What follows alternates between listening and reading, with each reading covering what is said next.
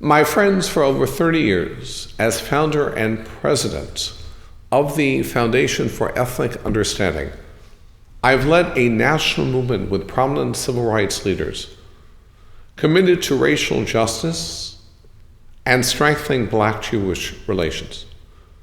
During the civil rights struggle, no segment of American society provided as much and as consistent support to Dr. King and to the African American community as did the Jewish community.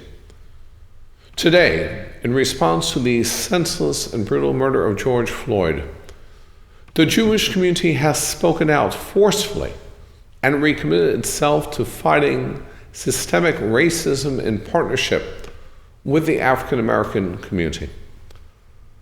As Black Lives Matter protests against police authorities continue to spread across the country and around the world, this week's Torah portion highlights Korach's protests against the authority of Moses.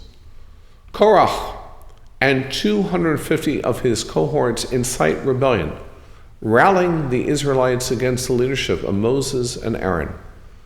The biblical portion unfolds with the terrifying details of their punishment. The earth swallows them alive.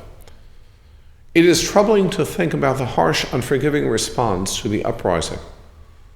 Aren't protests and civil disobedience viewed as positive expressions of social justice in Jewish tradition?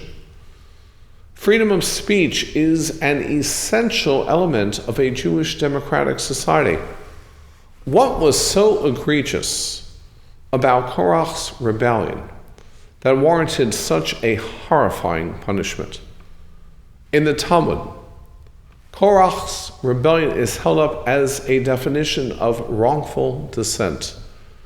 His voice raised in screaming protest is critical out of self-interest, with an inflammatory agenda, a form of dissent that is destructive. Pro-Palestinian organizations have engaged in a campaign to co-opt the Black Lives Matter movement, to target and delegitimize the state of Israel, claiming that the Minneapolis Police Department learned their brutality tactics directly from Israeli soldiers who quote-unquote murder Palestinians on a daily basis. Vicious lies and innuendos that Israel trains U.S. police to shoot and to kill, and in racial profiling, deportation, and detention. Or social media imagery, including Israeli and American police embracing while kneeling on the necks of Palestinian and African Americans, respectively. I share in my book, Shared Dreams, Dr. Martin Luther King Jr. and the Jewish Community, prefaced by Martin Luther King III, that Dr. King was unequivocal in his support of the State of Israel and had zero tolerance for anti-Semitism, especially within the African American community.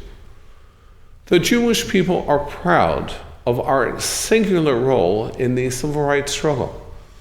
And today, with our solidarity with African Americans in fighting racial injustice and racial inequality, in the spirit of Dr. King, we understand that a people who fight for their own rights are only as honorable as when they fight for the rights of all people.